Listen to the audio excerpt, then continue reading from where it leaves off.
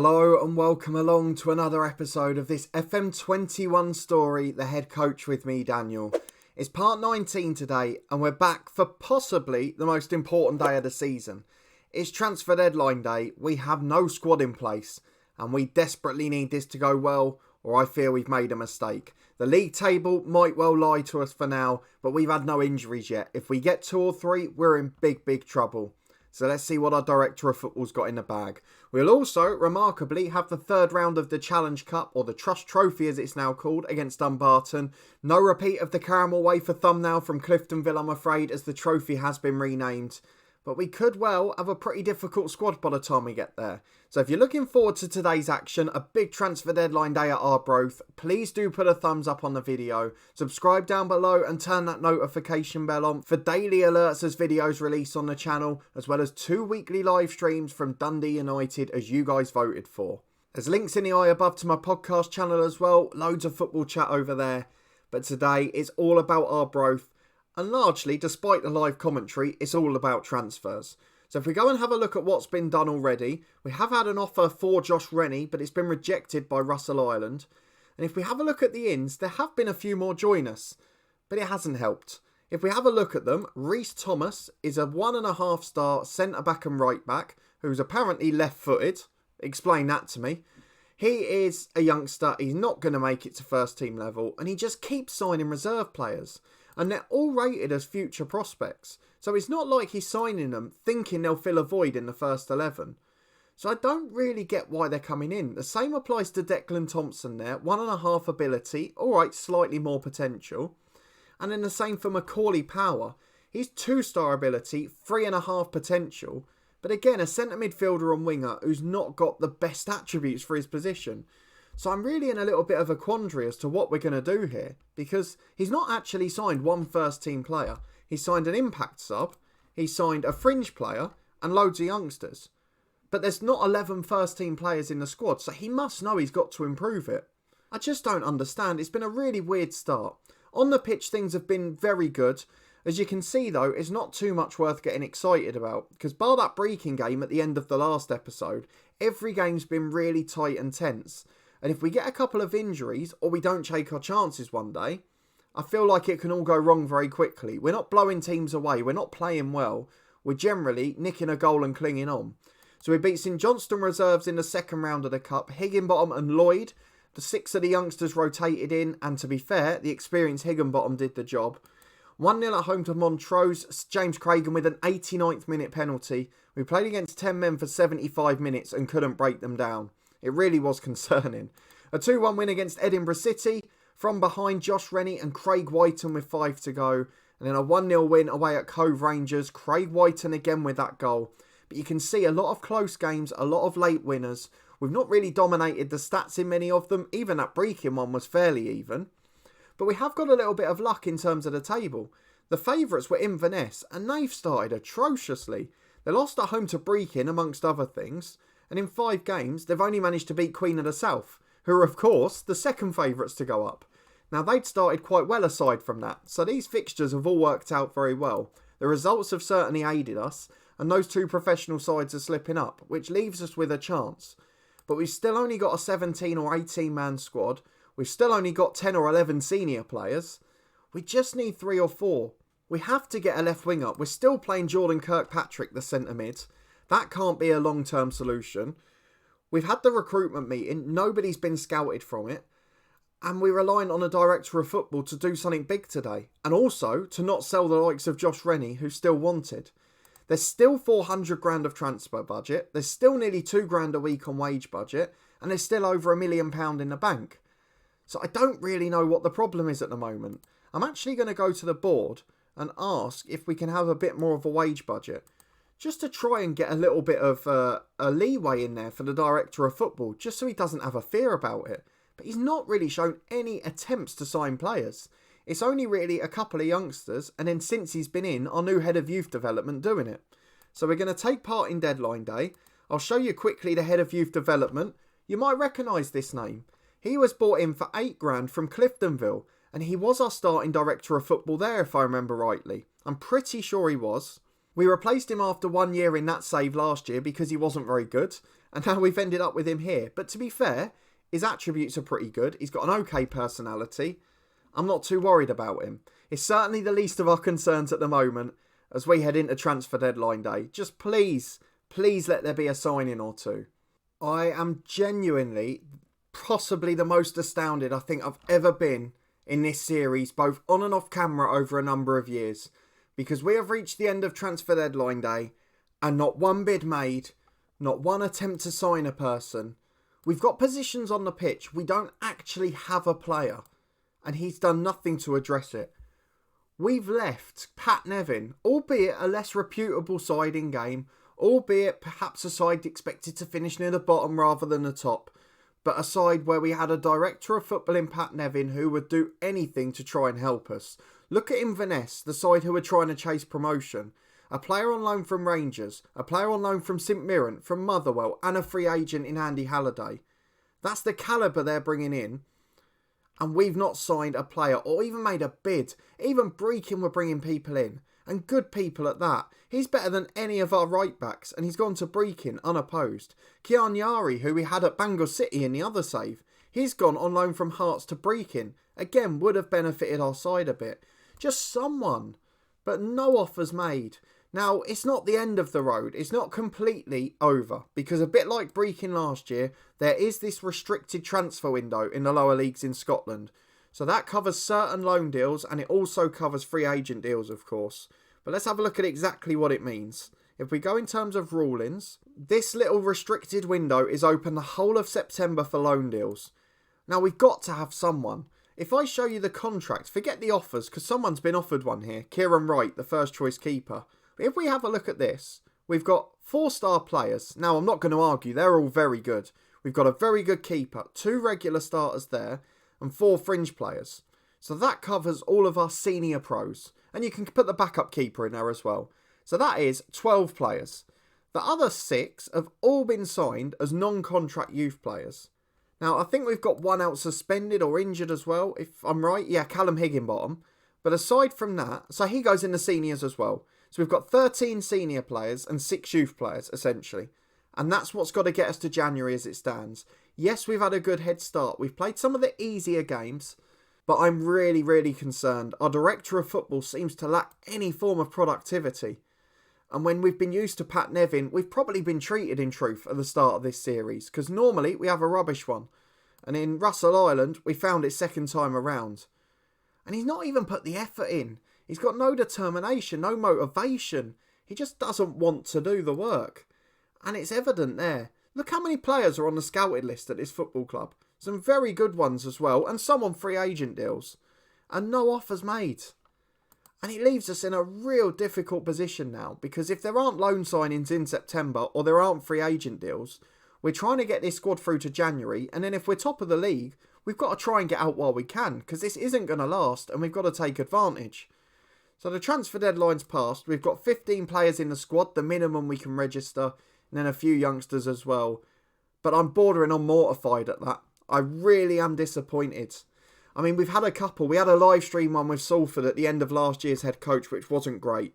But that is beyond bad. I don't really know what else to say about it without being rude. So let's just skip ahead.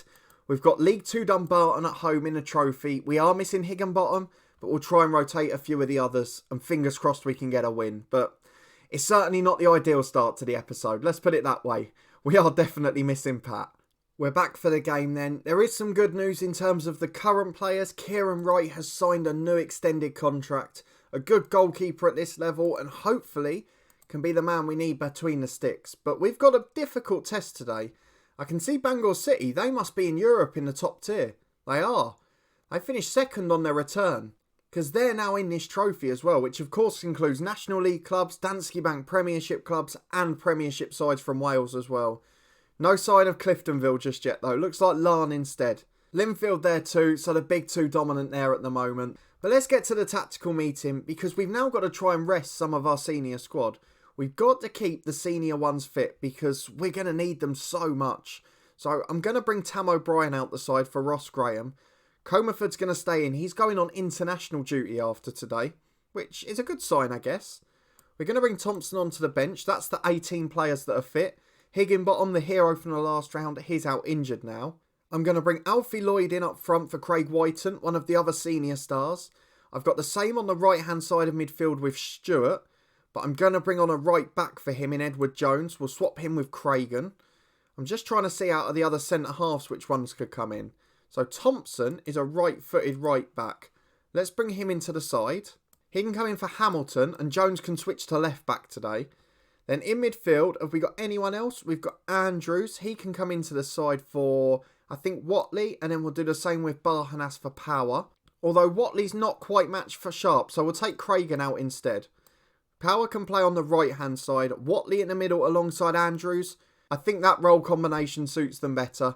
Kirkpatrick's still got to play on the left of midfield. Comerford stays in. We'll swap Gaston and Wright the keepers. And then just Josh Rennie up front. He is the young star and he's going to benefit from football. So no complaints about that. But it's a much weakened 11. It's nowhere near our first team. But it's all the 7 changes we could make. The league is the priority. We protect everyone.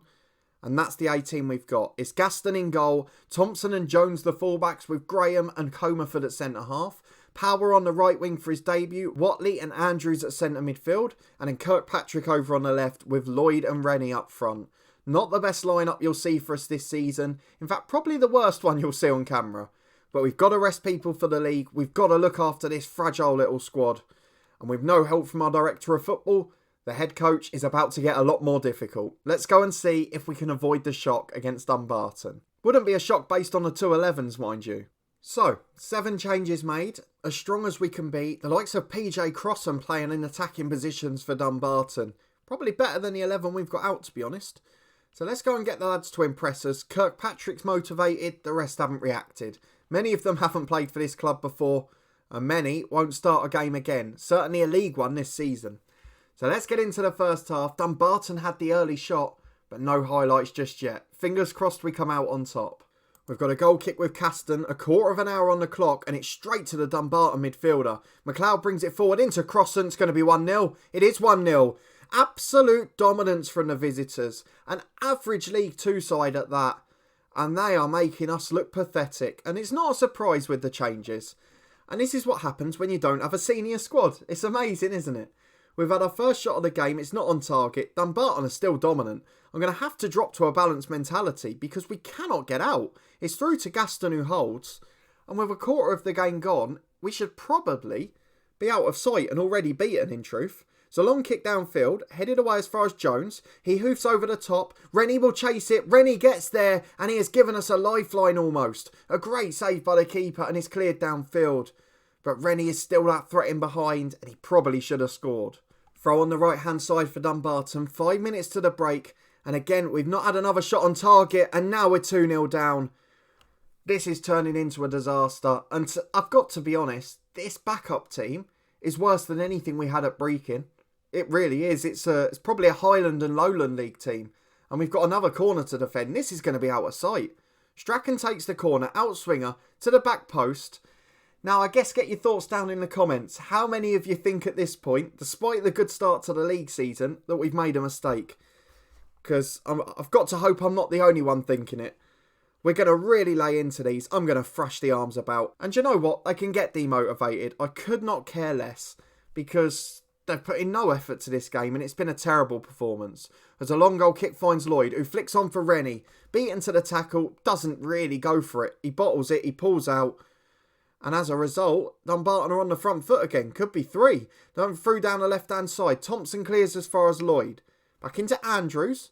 He finds McLeod in the middle. And back to Bredner. He's in the middle of the pitch to McMaster. Over the top to McLeod. Chance to shoot. And he does and beats the keeper. It's 3-0 courtesy of Fraser McLeod. And this is turning into an absolute horror show. I genuinely believe the only surprise to be that we're not more than 3-0 down. I really don't understand what more we can take out of this. So I'm going to take off some of the first teamers just so that none of them play 90 minutes. So Watley will be replaced in the middle by Barhanas. He's the youngest of the lot.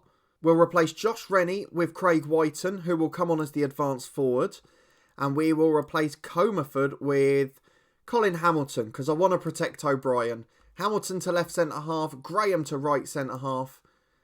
and a very long last 25 minutes where we hope to hold on for just a 3-0 defeat against the side in the lower division. 2 shots, 1 on target, a pathetic display, and no senior players at the club. I mean, what can you really say?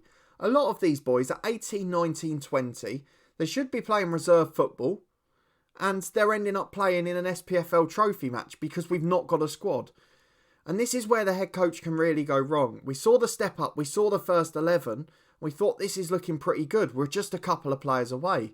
But if your director of football doesn't sign them, it doesn't matter how many players away you are. Whiting gets in, he does score 1. Lloyd does quite well to set it up. And he's probably been the one slight positive out of the youngsters, has Lloyd. He does look a bit of a threat and has in both games.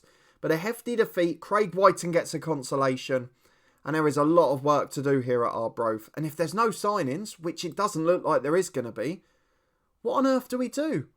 What on earth do we do to try and rectify this? Because we haven't got the opportunity to bring players in. And there's no senior players outside the first 11. And half of those can't play their natural position. So it doesn't bode well for us. We've started really well, but it only takes one game to drop points. One game where you don't nick that winner. Where you don't get that late goal. Where you concede that silly one. And then we can go on a bad run. So we're going to skip ahead to next Saturday. We're obviously out of this trophy. We're going to skip ahead a week just in case there's any loan bids or free agent bids before the East Fife match. And if not, we'll be leaving this one very, very grumpy and even more concerned. Well, we have had one positive this week, and it's come from the boardroom rather than the director of football. Now, I've tried to think logically here, providing that we get to April or so, we're still at the club, perhaps we're doing well in the league still, and maybe we've got a couple of signings in January. But what I'm trying to think of is expanding the playing criteria here. So I've tried to go to the board to get a youth recruitment, something they didn't have, and after rejecting it and going into the boardroom, they've agreed it, which means we've now got a limited youth recruitment. And as I understand it, based on the things that we've got there, we've got a basic youth facilities and a basic junior coaching and a limited youth recruitment. We should get an intake this year. And that means that it might be another route into getting players, particularly if we end up here for more than a year. If it starts to go wrong, we're not going to get another job, are we? So it's something I'm very much considering, I'm keeping an eye on, but it looks good so far. We're of course still doing the National A licence, which Brecon allowed us to start. And that will hopefully up our reputation again. So we've just got to hope a good year with injuries to hang on a little bit. And hopefully there's another job offer on the cards. And maybe a little bit of hope at Arbroath. But we'll wait and see. Let's skip to Saturday. No sign of any sort of bids, attempt to sign a player to bring in a loan deal. And even though this restricted window is open, it doesn't look like the director of football wants to use it either. So let's skip ahead. We've got 5 more days to see if someone comes in. 5 days later, no signings, no offers, loads of good players scouted and absolutely nothing done about it. So we finished the episode exactly where we started in terms of squad, and even I thought we were going to sign someone in that window. I was so sure on deadline day he'd at least make one offer, and he didn't do anything. It's absolutely astounding. We're out of the trophy, so at least it's just one league game a week now until winter. Providing there's no more called off, of course. We don't know if that will happen here. Scottish winter's not always the best. But it didn't happen at Brecon, to be fair, did it? So we will be back. We'll leave it a month and a half or so. Maybe around Edinburgh City. We'll try and show a lot of different teams again. Although, to be fair, the biggest episode, we're going to leave it longer. Because the biggest episode is Inverness and Queen of the South. The 2 favourites to go up. And in fact, Airdrie were the 4th ones behind us. And they're straight after. So we're going to leave it till Inverness and Queen of the South. That's 10 league games off camera. We'll try and get through a few. There's not much we can do other than put the same 11 out. Hope we don't get injuries. And if we don't, we'll probably do alright. If we do, you're going to see a very angry version of me when we get back. But if you did enjoy this episode, the pain and frustration the head coach can bring, please do put a thumbs up on the video. You might have thought generally it's been a bit too much of the plain sailing type so far this year. Well, it certainly wasn't today, was it? A hefty defeat at home to lower league Dumbarton. They made us look like schoolboys, to be honest. And we didn't get any signings in. So we've got 13 senior pros. Unless someone's bought in on loan in this window. Which I'm not sure is going to happen. I've not seen any sort of productivity from the director of football. And we've got 400 grand of transfer budget sitting there doing nothing. It is absolutely astonishing. So if you want to stay up to date and see what comes next, please do subscribe down below and turn that notification bell on. You'll get alerts as daily videos released from this series and Bangor City every day at 3:30. And we'll have 2 weekly live streams as well, one on Tuesday evening and one on Sunday mornings. Thank you for your massive support with that one so far. That, of course, in Scotland too with Dundee United. I really appreciate you coming along and joining in the football chat and fun. And if you're available on either of those 2 sessions, please do come in and say hello.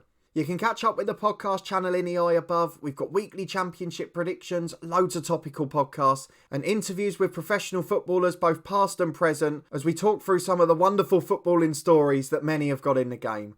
But a massive thank you for your support with this series, even through the frustrating days like today, as well as the channel in general and the podcast as well. It really does mean a lot.